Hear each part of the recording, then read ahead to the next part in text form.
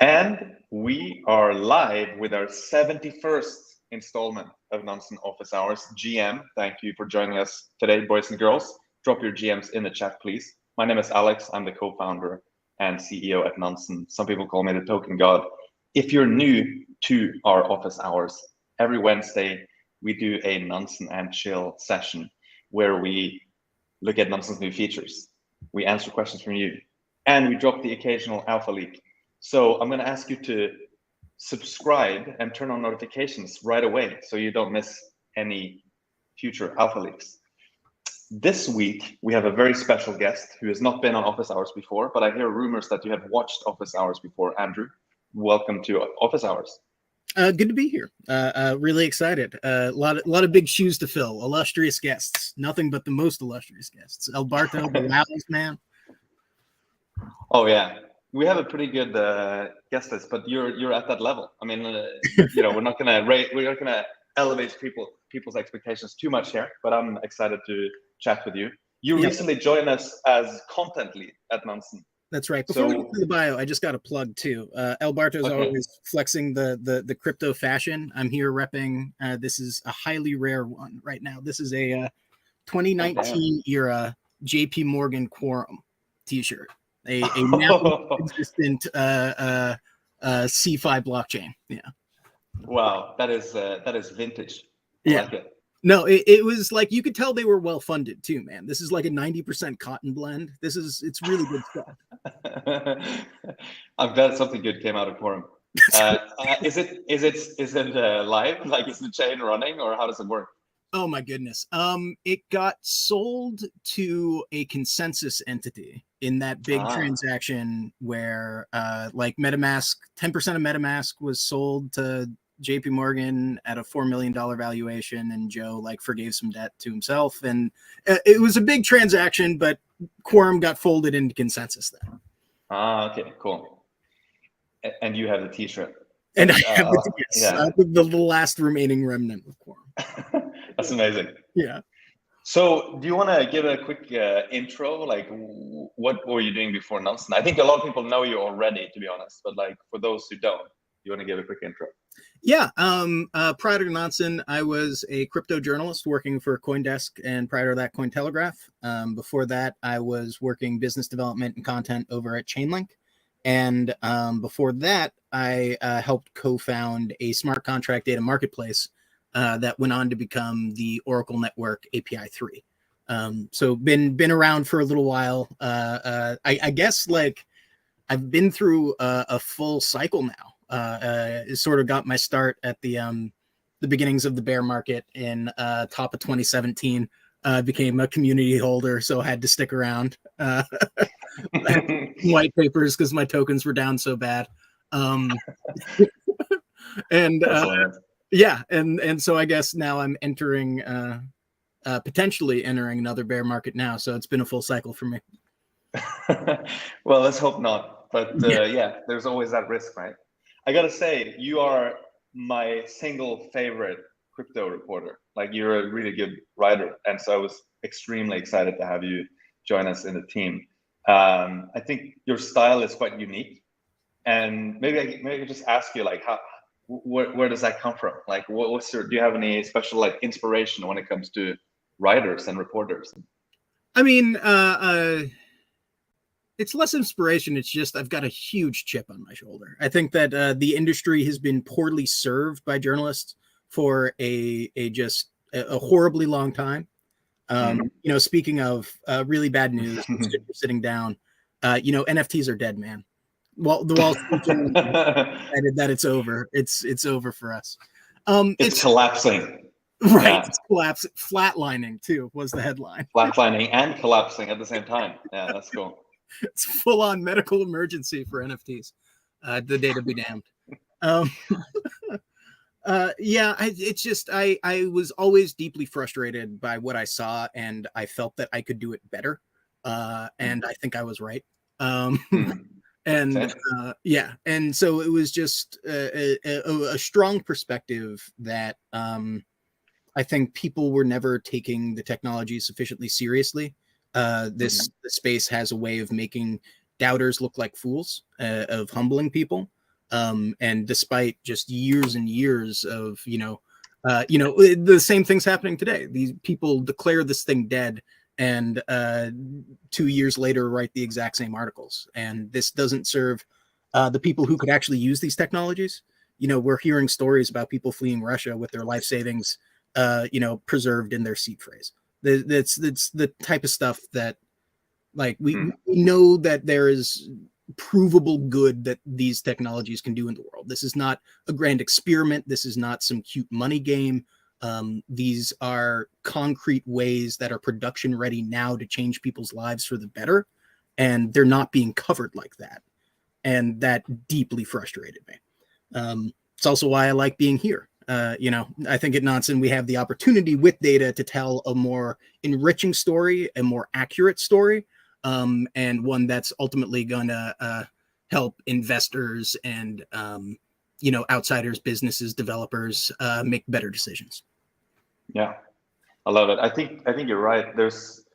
I don't know if it's the incentives in mainstream media, if you can call it that, which just makes them prone to look for the negative stuff. And it's almost like they write the headlines first and then look for data to back it up later.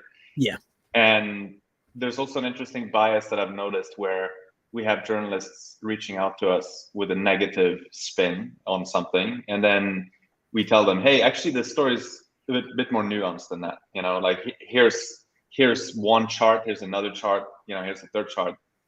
And typically when they do that, it's like they go somewhere else and they just find the negative chart, And I think the recent one with the Wall Street Journal was, it's a good example of that, where the charts are literally just like up and to the right, pretty much. And then it's like the NFT market's collapsing. I don't understand how they were able to do that. But yeah, I think you definitely need, how should I put it? Sometimes you need people on both sides, but you definitely need to have some degree of balance where try to look for this, like the glass half full approach, right? And it's like, it's the same fact, 50% in the glass, right? But right. You're looking at it from a different perspective. And so I think it's super important that we have the milkshake is 50% down. Yeah, exactly. Yeah. But yeah, no, it's great to have you here. And also I think we're gonna start diving into some dashboards here, right? Maybe I should just share your screen before we get too carried away with this media stuff and content stuff. I could trash my former colleagues all day. Actually, not my former colleagues, but our competitors. Not former colleagues, no. Yeah, very much admire the work CoinDesk is doing. What I wanted to talk about, it was my first big find on Nansen. And I think this is going to be instructive, particularly for sort of beginner level folks, because an important thing to know about me is that I'm stupid. A former journalist. Again, we're not good at working with data. This has been proven, right? Like I can still use these tools in a way to uncover really interesting things. If I can do this kind of stuff as a turbo giga brainlet, then I think just about anyone can. And this is uncovering, I think, information relatively deep in the chain, but still tells an interesting story and can still be used to surface a great deal of alpha. So let's dive into it. Back in April, Kobe, the illustrious ship poster, part-time podcaster, I think multi-billionaire at this point. God bless that guy. But he called attention to a endemic problem with Coinbase listings. Coinbase, obviously, I think still the biggest retail centralized exchange in terms of volumes. Whenever they list a new asset, there tends to be a massive increase in the amount of interest in that asset, and prices tend to pump merely on the listing. So as a way to try and ameliorate this this pump effect that they have, they introduced this program in a blog post on April 11th, increasing transparency for new asset listings on Coinbase. The theory was that they would announce every single asset that they were considering listing, and this would prevent a little bit of this pump effect And it would also potentially prevent a noted and endemic problem in crypto is that there's a little bit of insider trading going on, probably a lot of insider trading, and that Coinbase listed assets tended to pump before the listing announcement and also after the listing announcement, indicating that somebody somewhere in the organization or somewhere outside the organization somehow got the news that the listing was coming. And maybe just to jump in there, right? Because this is uniquely hard to track in crypto to some extent, like how it leaks, right?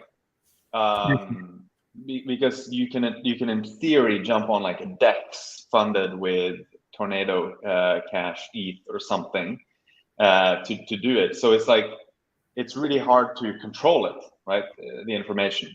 Someone could. So it's not like we're necessarily saying that, oh yeah, there's someone high up in the Coinbase system who has this conspiracy. Right. It's like there's somehow there's a lot of different ways information can leak out, and it's not very hard to create an on-chain identity, let's say, which takes advantage of that, and that's really hard to trace back to a specific real-world entity. That's right. I think even a moderately skilled user can find ways to circumvent the kind of oversight that you'd see in traditional equities with these kinds of trading. Usually, something pumps on an announcement, they're going to look at the trades that took place before that. It's much harder to do here because it's really easy to anonymize to a certain degree anyway. So a lot of these assets, I think it was 18 total listed. Oh no, it was way more than that. 51 assets listed, pumped on the announcement. And there were a number of Ethereum addresses that sort of got wind of this. Kobe called attention to one. I thought this was really interesting, and I sort of went about trying to reverse engineer, if I was Kobe, how would I have found this address? Probably one of these blockchain sleuths sent it to him, and he signal boosted it. Zach XBT or one of his followers, found these guys. But if I wanted to find them, either because I'm a snitch, I want to like report them or something, or because I want to start tracking those addresses that did it. Because if somebody knows something, I want to know that thing too. I like knowing things. Then here's how we would do it with Nansen. First off, a lot of these are actually relatively popular, like Big Data Protocol. It's going to be tough to find evidence of somebody front running an announcement on that. That's traded on a lot of centralized exchanges. BitDAO is another one. There's going to be a lot of noise. What I went looking for was an asset that has really low volume, is primarily, and the majority of that volume is on a decentralized exchange. Ideally, it'd also be something where the utility of the token is such that there's not a lot of good reasons for somebody to be holding this thing unless they're actually using it for its intended purpose. If they have the token and it helps you mint an NFT, if it lets you call data on the graph or something like that, that sort of thing. And there are a couple good options. Paper would have been a good one. Dope Wars is a fun sort of, it's a loot derivative, and this is their Adventure Gold ERC20, their governance token and in-game currency. So there were a couple of options, but the one I went to was Botto. Botto is a fun project. They use the token to train where is their website? To train an AI that generates NFTs. And they have a little bit of a liquidity mining option, but mostly it's people hold the token and they tell the robot which pieces of art they like, and the robot produces more art like that. So not a lot of reasons to hold Botto unless you're like really, really into the art, right? And we can kind of see that on the chart. Look at this, the price and volume stuff here. After the project launched, it's sort of flatlined. There's not a ton of trades that happen. So this is kind of an ideal asset to look for somebody who is front running this announcement. When I went looking, the majority of the volume was also on the Uniswap pool. That's since changed. More of it's at these like no-name centralized exchanges. But when I initially went looking, it was almost all on Uniswap. So we could find the guy primarily there. Also, when I went looking, it was within the last 7 days, so I could find it on latest DEX trades. It was really easy to comb through what was going on and find some names to look at. In this case, I had to find the pair pool address and look it up on Uniswap instead. So went to the pool's contract on Etherscan, went over to ERC20 tokens. So this will actually show the trades, and went back, I think, 5 or 6 pages to find the trades. Here we are on the 11th, just before the Coinbase announcement that they were considering listing Botto went live. And it did pump the price, by the way. It's worth noting that you can see it on the chart. Here's April 11th before the Coinbase announcement. And here it is, April 12th. That's like a 10% pump on the words. Like, people made money on that. And so let's find out who they are, right? So I went through and looked at all of the trades beforehand. A lot of them, you know, not really all that suspicious. Like this guy, Mr. Drew, you know, let's wallet profile him right fast. I think I remember him. He was somebody who had traded Botto before. Oh, how do I do wallet profile for token? That's what we want.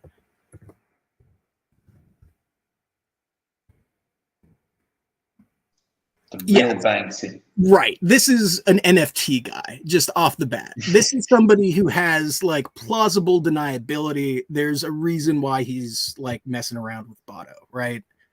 But Afterwards, I kind of want to check his NFT collection. yeah, he's probably got some weird stuff, right? If like that's actually a great idea. If you're into art NFTs, find the people messing with Botto. Yeah, see, he got some from Botto, but he went and he staked it. This isn't somebody who's like flipping a shitcoin. This is somebody who's trying to like participate in a cool experiment to train AI generated art. Good for him. He's got every reason to be messing around with Botto. And so I went through all of the trades this way and eventually found one that stood out.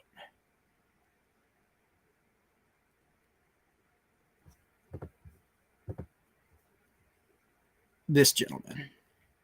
So he bought a good bit of it, first off. This was a substantial enough quantity that it's like it's not Wintermute, who's always in these pools, you know, market making and doing some arbitrage trades. No, this was a guy who bought enough that you know, he's doing something with it. So let's take a look at him and see if he has any history with Botto.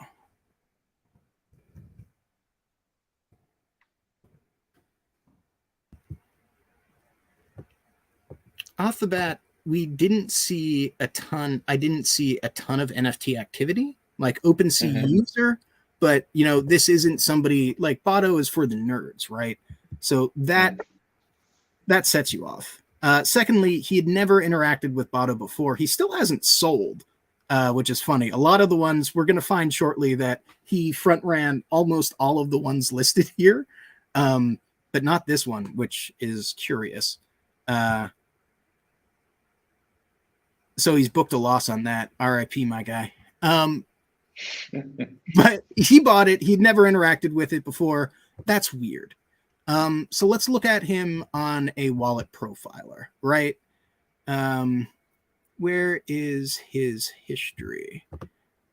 If we go back to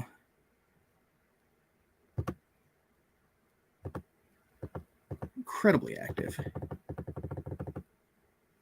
the 12th, here we go. We can see he's buying Swift, March, Ichi. Like, look at some of these names he's buying and in these quantities. This is an odd accumulation. Index, I know Index actually. JUP, Crom, what is that? Mithril, Muse, Pokemon. Either this man is a shitcoin connoisseur, some guy who just woke up April 11th and decided, I'm going to spray well over $100,000 if you count it all up. At a ton of shitcoins, or this guy, you know, had some knowledge of this blog post going. And so that's how I found this one. And like, once you find something like this, it's important to note here too, that this doesn't necessarily mean that this guy 100% knew that he's not necessarily a Coinbase insider, right? I think that, you know, working at CoinDesk, we had issues with our API in the past where people could see drafts of articles before they were posted. They had just played with all of our endpoints and they had figured stuff out. You know, crypto is filled with these just insanely alpha hungry guys who are willing to go to extreme lengths to find any edge they can. So it's possible that this guy, you know, like found the Coinbase blog in a draft form, or he might have gotten this list in a non-illegal way, and it's an ops problem on Coinbase's end, and not some, you know, big flub where this is like incredibly nefarious, right? It also doesn't matter, however. Like, when you find somebody who has managed to pull this off, who's gotten this list and who's making this trade, you want to know. And so this is a prime person to set a smart alert for. And what does he trade when he knows this thing? 7,500. So we want, there's a $5,000 trade. So we want to set anything he's doing above $5,000. We want to know about. And that's how you'd find one of these addresses and leverage, you know, being able to do the same thing he did. Like, I don't have these cool ways of finding information using data leaks, and I'm not an insider. So the way I'd find edge is finding the people who do and following them. And that's how I got from, you know, Kobe flagging this thing to having a smart alert for a guy who is a sort of proven front runner of shitcoins. I love it. So you're kind of piggybacking off of the hard work that this one is doing. Exactly. Which is a good strategy. Like, probably, I mean, you know, nothing here is financial advice. You have to do your own research. It could be that this person will buy coins that tank. Who knows? Oh, they have a pretty interesting wallet profile. Yeah, he's still holding a lot of these shitcoins that he bought. I know he sold some of them. I was looking at it the other day, looking at it on my favorite portfolio tracker 8board. But we didn't. He booked a lot of the gains, but he actually is just kind of a shitcoin flipper too. I wonder if that is a thing where he's getting a lot of information from someplace. And he was buying mostly for like 5,000, 7,500. So it's mostly sitting in that range, actually. Mm-hmm. A couple of them really pumped though. Fox has gone moonshot, huh? Was Fox even on the list? No, he just invested in Fox. You might know something. When was that? Oh, you can actually right-click the Fox symbol and open the wallet profiler for token. Yeah, when did that? We can see when they bought.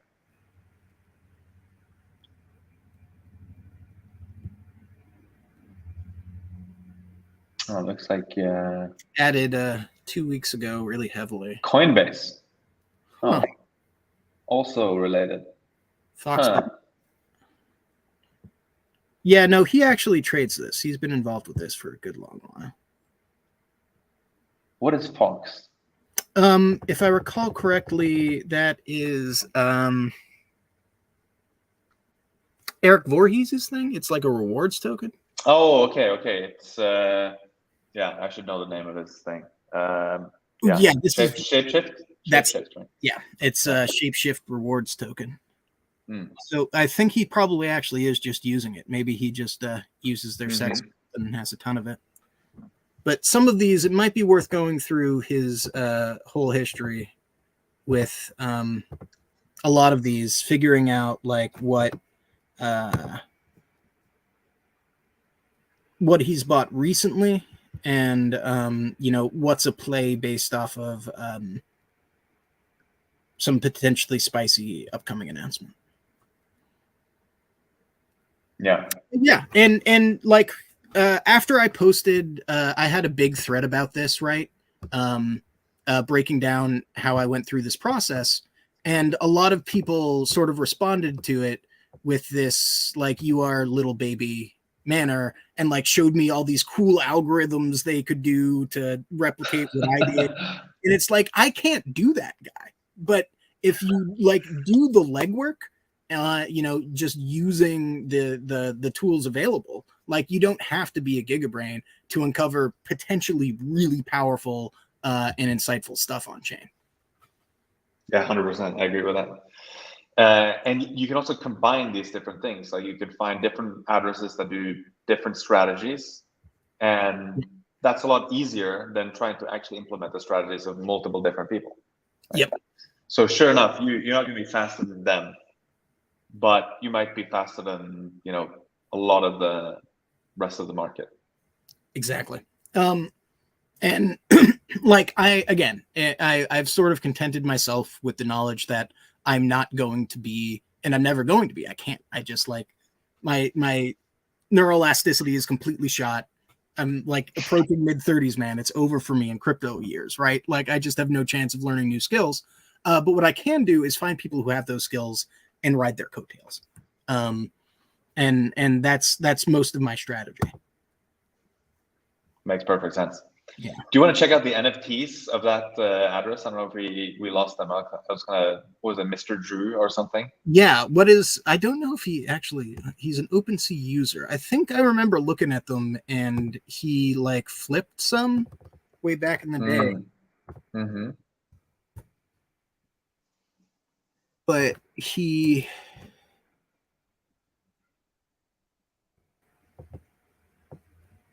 Oh, they claimed some kind of wrecked. Okay.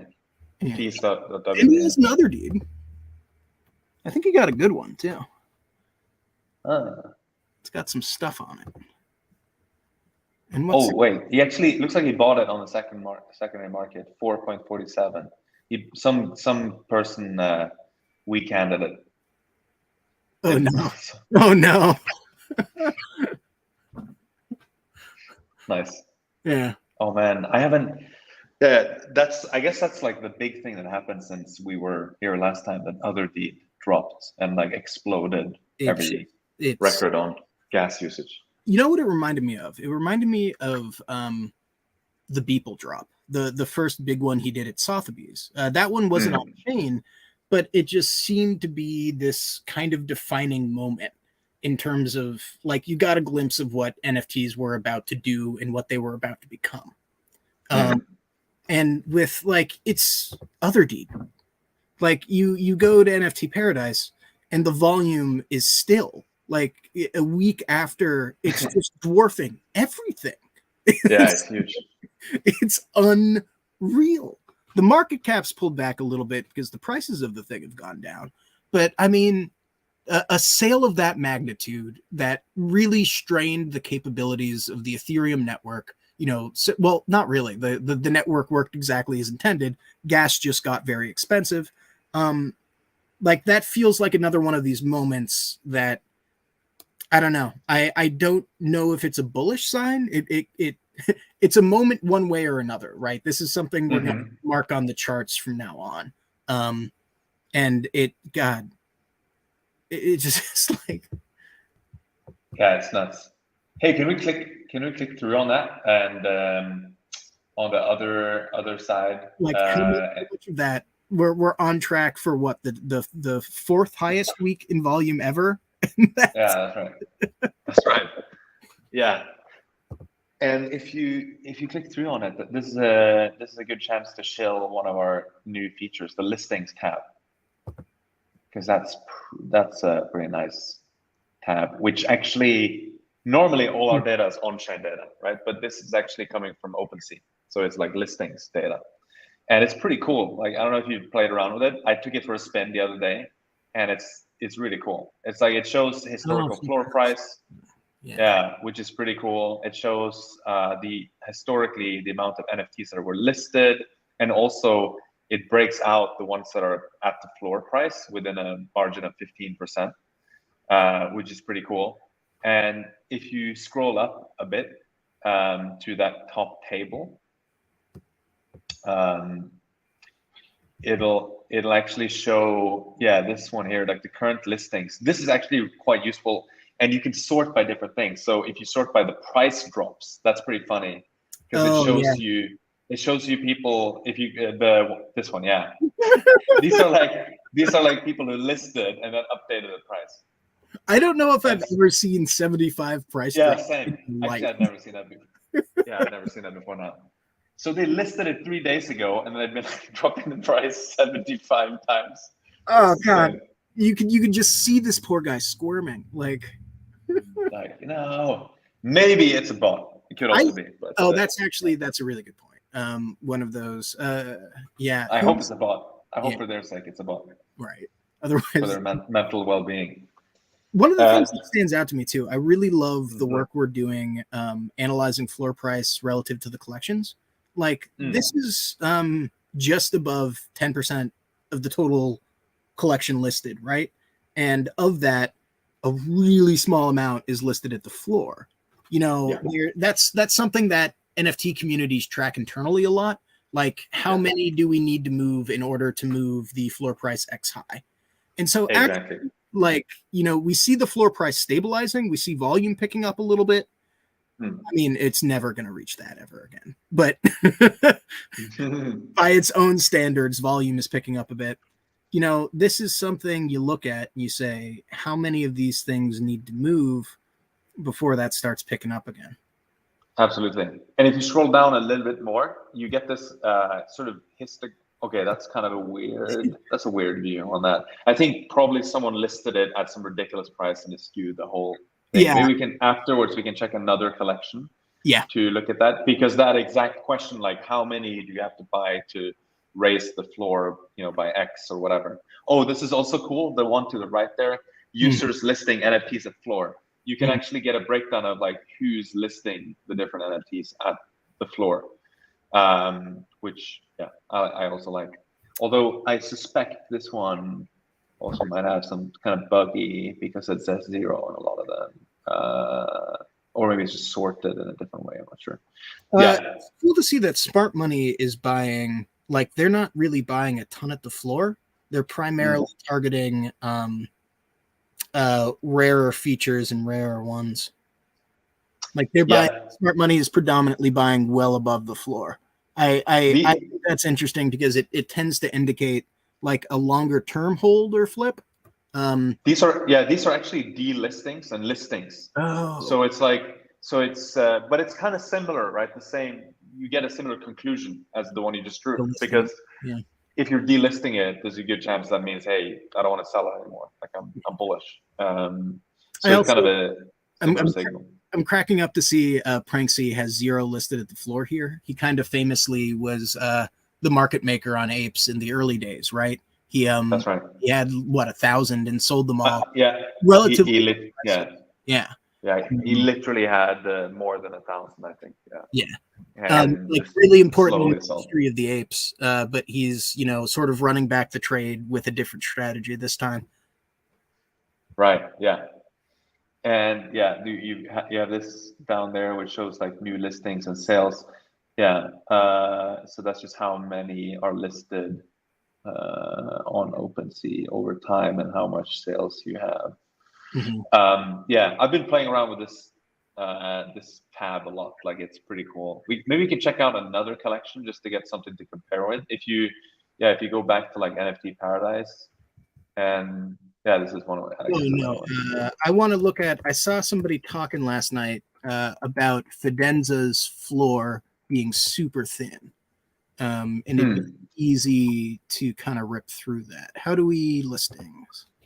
Yeah, let's see if it actually works. I wasn't sure if this worked because art blocks are kind of weird. Art blocks collections. Oh, interesting. But yeah, it looks like it Do does you know work. Matt from PleaserDAO? Maybe I should. I don't. Yeah, I am in Pleaser DAO. But I think he's a Pleaser person, but he's starting with this Fidenza here. 10 price. Yeah, 10 price drops. It is pretty funny. Like sorting what I call them is pretty fun. Yeah, this is a great example. It would take 4 floor buys to potentially significantly move the floor price on Fidenzas. So if you scroll down on this one, here we go. Yeah, this one is cool. Yeah, right? This is great.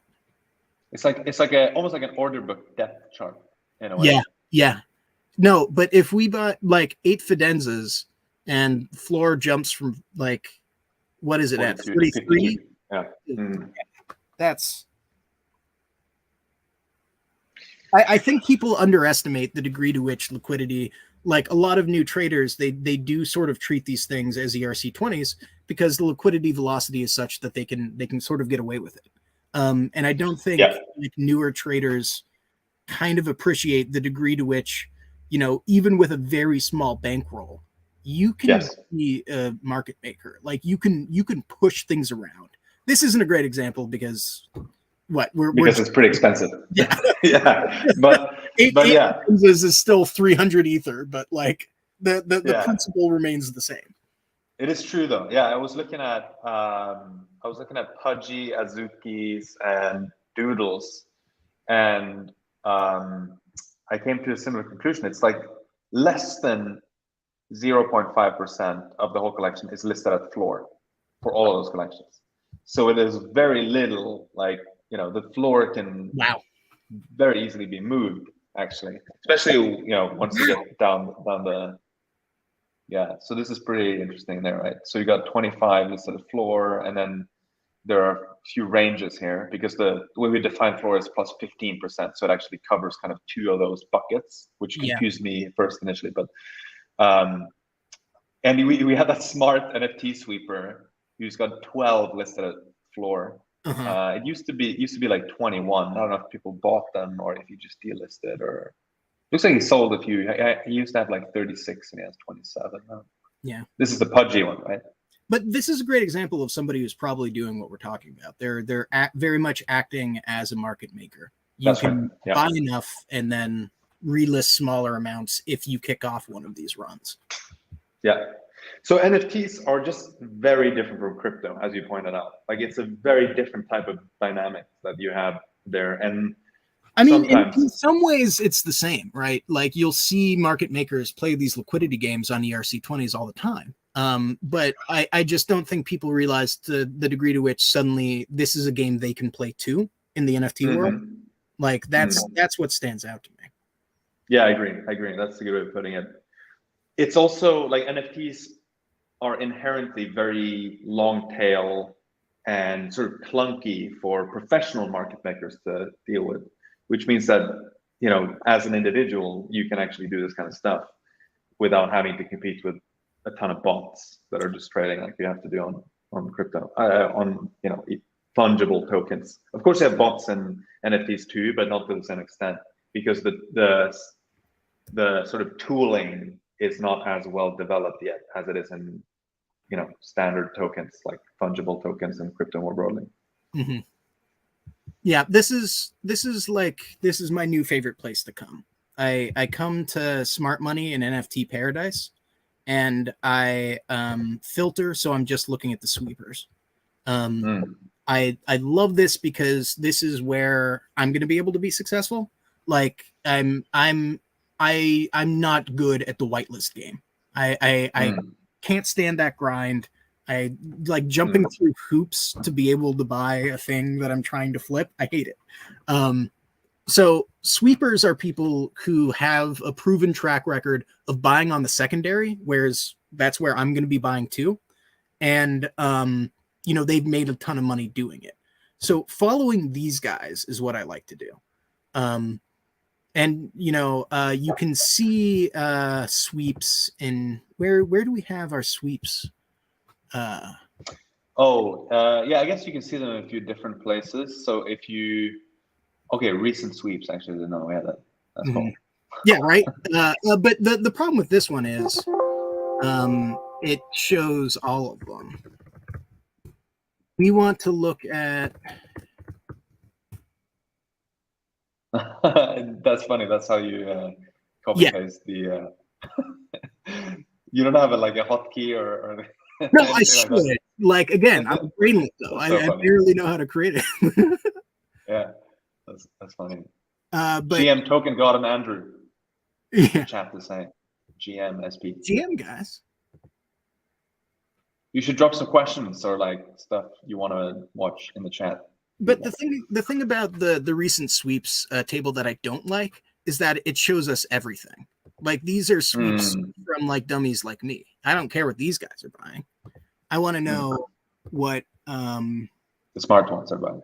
Exactly. So if we paste the nerd, I just copied the nerd emoji. No. Let's try again. That looks funny in that font. Right. Okay. There we go. And you can filter like that. So now we see. Oh, damn. Moonbirds. Yeah. What the hell? Someone's sweeping 11 moonbirds. Yeah. Yeah. Whoa, well, this is probably great. Yang? He probably moved the, ugly people by. Oh, are you involved in the ENS game? No, not really. Everybody buying these stupid numbers, ENS. Yeah, seems, yeah, I don't know. I don't know what to take that off, to be honest. Like suddenly it just pumped big time. Like, was it just kind of went viral that people wanted to buy all these numbers?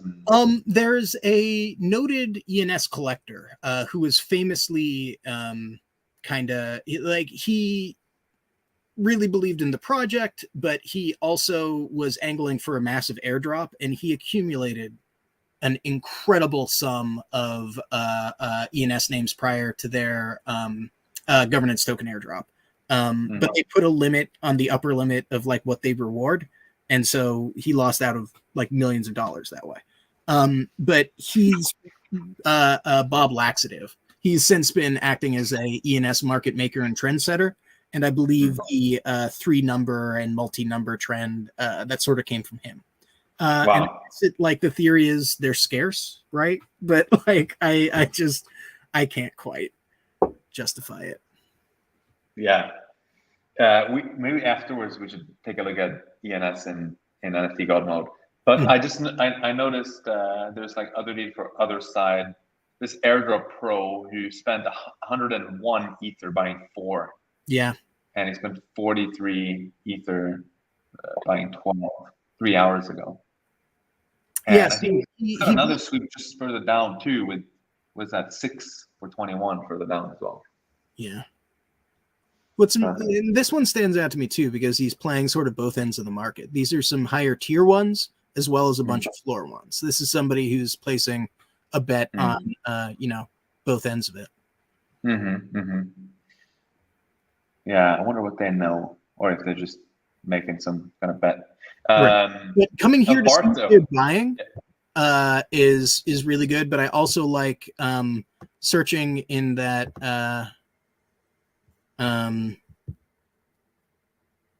in the smart money tab for sweepers to see what they're selling as well. Right.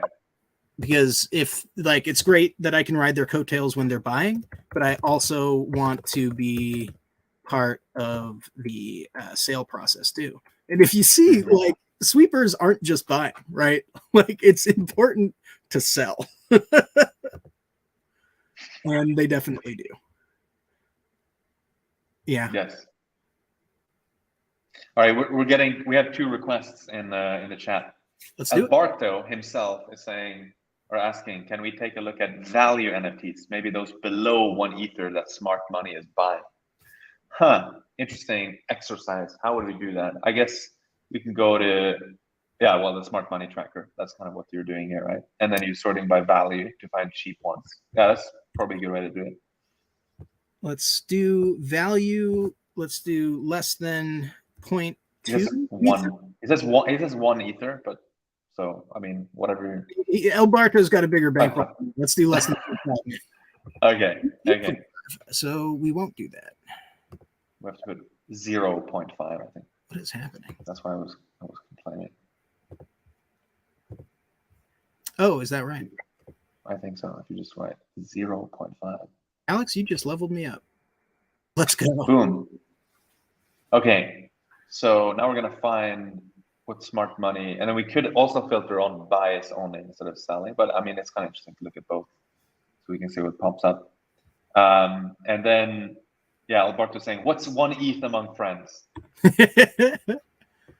Did he see my swag? I want to like, this is a 2019 JP Morgan. Can you give Andrew some recognition for his swag, Alberto, please, in the chat? Radio silence. Okay, so 0.5. Oh, so it opens a new tab when you do that? What happened? Is that a glitch? What's going on? Yeah, my trackpad is acting up. Of course it would. Oh, that's fun. All the rest. Yeah, this is interesting. Okay, so we got 0.5. Okay, mints. I care less about the mints. We could filter. So you can filter. Should we filter out the mints too? Yeah. Taking the filtering functionality to the max. Let's see. If you do, I think it's type, right? Yeah. Oh, contains value. So we actually want the. Well, you can just do by. I think it has to be capital B. L6 Music is saying it's Star Wars days. Guys, oh yeah, May the 4th. Star Wars shirts. That's the swag. Yeah. I don't have any Star Wars swag. Shoot, I'm not sure. My phone's not on me, but I have a Star Wars phone case. That's my May the 4th celebration. Lo-fi originals. Dead Ringers. That's an Art Blocks thing. That's kind of interesting. Oh, what? But Dead Ringers edition. Oh, did they just wash trade it or something with themselves? Because was really cheap. Yeah.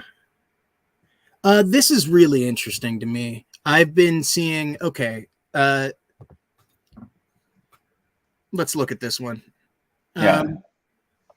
I noticed this last week. This is a drop that happened like 4 months ago now. It's had a couple price spikes, but like the prices have sort of flatlined, volumes kind of flatlined. And I saw a ton of smart money start accumulating relatively recently. And this is the second time now I've seen smart money start buying this stuff. What are they? What's going on there? They have a lot of. It's like 35,000 pieces. Yeah, they're one of these ones that kind of sounds cool. So they're gonna have a soccer game or a football game for you Euros, and these are gonna be the players, and it's all AI powered. Altered State Machine. Their thing is AI stuff. They have these little biomes that were created by an AI, and they have these guys. So you can you're going to be able to drop these guys in games. They'll get better at the game as they play it. But the game isn't out yet. But I keep seeing smart money for the past couple of weeks. They keep buying this thing. So I noticed it says like 35 or 6,000 pieces in the collection, and in the description it says 40,000. So maybe they're still minting them or something. It's like a slow mint, and perhaps that's why the price hasn't like pumped, because they're kind of dropping new pieces over time. I'm not sure. It's just it happened last week too. I keep seeing people. Can we go to the breakdown? Like if you go up to the breakdown tab, and we can see. I'm just curious who the top holders are. If you see any. So if you go down to top balances, you're right though. There's a lot of smart money addresses here. Why? If you scroll up a little bit more now. You went past it there. The table just there. Max Stealth. Oh, that's a familiar one. Max Stealth. Yeah, he has sold a couple, but not a ton. A lot of the big holders not selling. 829. Why are they scooping up this collection? Interesting. it's obvious one that has a catalyst that comes at some point, but it's one where like the team has to deliver it, right? There has to be a game. But I guess people are betting that the game is coming sooner rather than later. So can I ask if you have been, because I think this is one of the big, I mean, it's a thesis. I think it's pretty high probability that there's a ton of games that have been announced, and a lot of them are going to be garbage. Some of them might not even be delivered. I'm not talking about this collection in particular. I know nothing about this collection. Yeah. But have you, like, are there any games that you're following that you think, you know, kind of bullish on, or that looks interesting and they actually have sort of a bit of traction or something promising on the development side? I'm just there's two I have my eye on in particular. First, shout out to Ex Populus, a buddy of mine, Sobi. I think he's got the right approach to game development, but it's going to take a while before they put something out. So he's on the multi-year time horizon. Don't fade Sobi. But the one that I'm really have my eye on is Ember Sword. Funnily enough, it's not particularly well known in crypto circles. I think they're building on Engine. They have some NFTs out. They have some land out. But they've been in development for like 3 years. They're somebody who saw, you know, blockchain in-game item based functionality early, and they're consistently covered by outlets that look at MMOs in development. And so, like, for some reason, they're this weird crossover where there are actual normies who are excited about that one because they've been watching that develop for a while. And the crypto world just isn't quite as hip to it. So I don't know like what that means for the assets. I think that really complicates the investment thesis. But in terms of a game that I'm actually going to play and enjoy, I'm very excited for that one to come out. Let's see if that's cool. Some of those. And Ember Sword, you said, right? Ember Sword, yeah.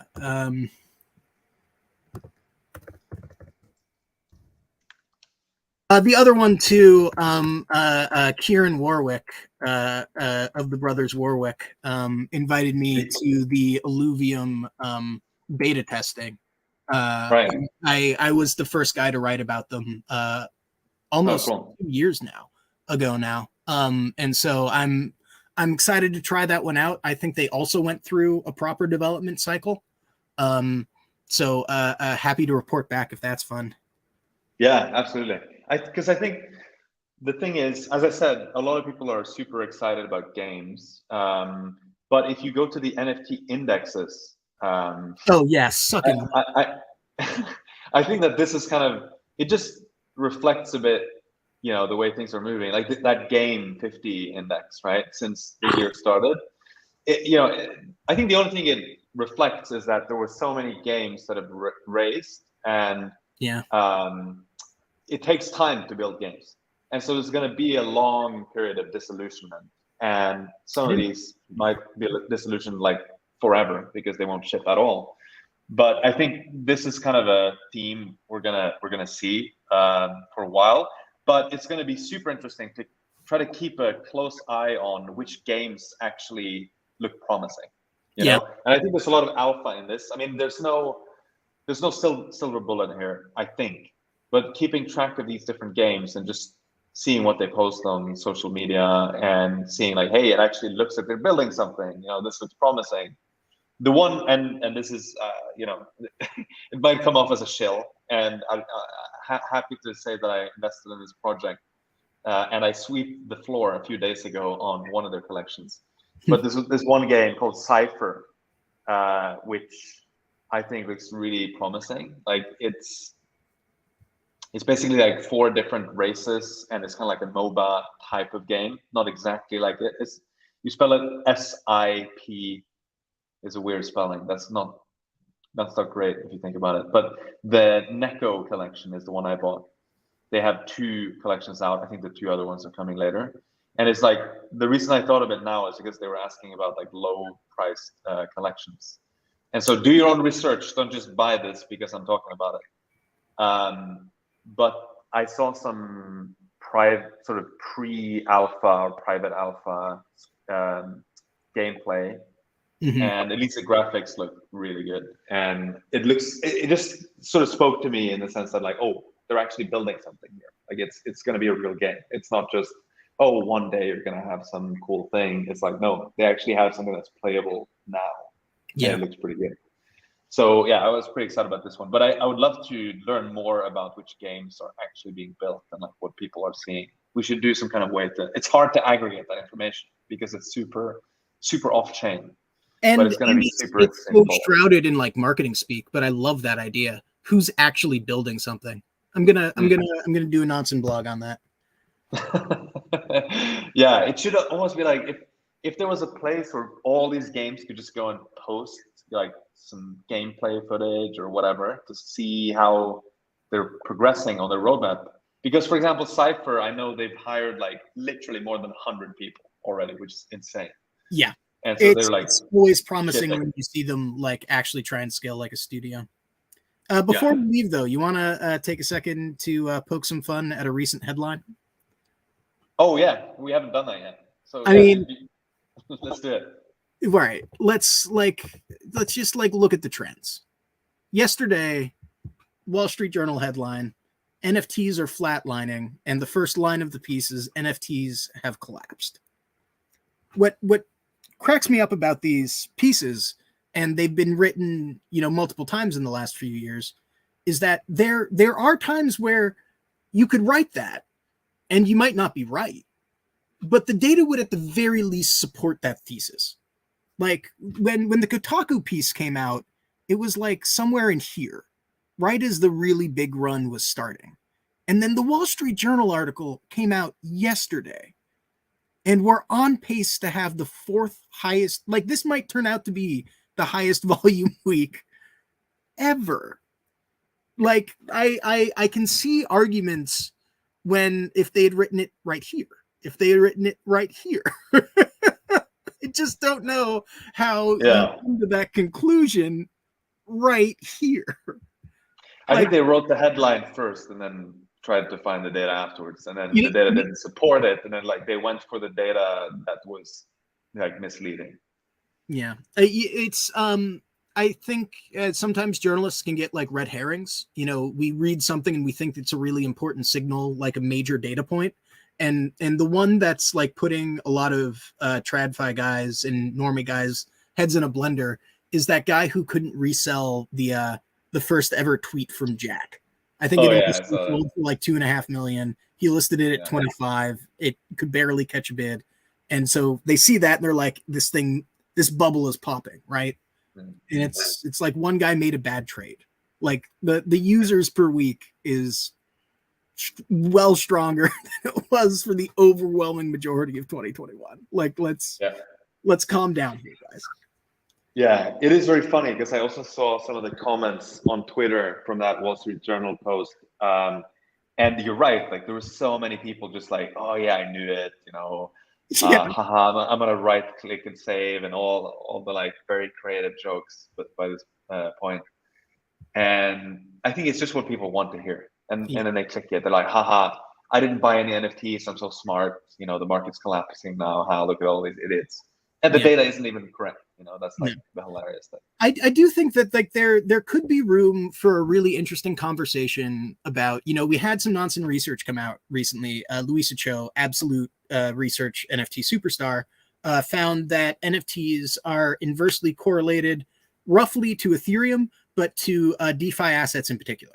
I think a lot of people still assume that NFTs should be tied to broader crypto markets, but in reality, they're beginning to emerge as their own asset class. And what's really interesting is that even within that asset class, there are these subsectors now that are pretty clearly differentiated. Game and art plummeting, social and blue chips flying, and the overall market incredibly strong. Like you could write a piece, metaverse NFTs are dying, right? Generative art NFTs are dying. And the data is there. Like there's, I think that trying to paint with such a broad brush makes you look stupid. And it really doesn't serve the readers to the extent that you need this holistic view of the total market to really understand what's going on in it. And like, you need tools like this. I don't think people would even know that this trend exists were it not for these Nansen indexes. It'd be a thing that like really keyed in would know, but like this is the only way to surface this data that I know of that's currently available on the market. Yeah, and that's a good way to end this episode of Office Hours. Andrew, it's great having you on the show. You should come back and we should poke around more and make more fun of Wall Street Journal journalists. So that's a wrap for today. We hope everyone enjoyed the discussion. If you did, give the video a thumbs up, please, and share it with all your friends. Remember to subscribe to the channel, turn on the notifications so you don't miss any alpha leaks. Thank you very much. And actually, let me shoot in there, Andrew. Where can people learn more about you? I didn't put in the @ in the brackets. That was done with me. @Block9. Okay. I'm on Twitter, and I've got a lot of really exciting stuff coming on the Nansen side. Watch out for Twitter Spaces, for which will also be a podcast, for a newsletter coming up soon, and gonna have the blog series started up soon. So people will be hearing from me. Amazing. I'm pumped about all those things. We will see all of you next week. Take care, everyone. Stay safe, and bye-bye.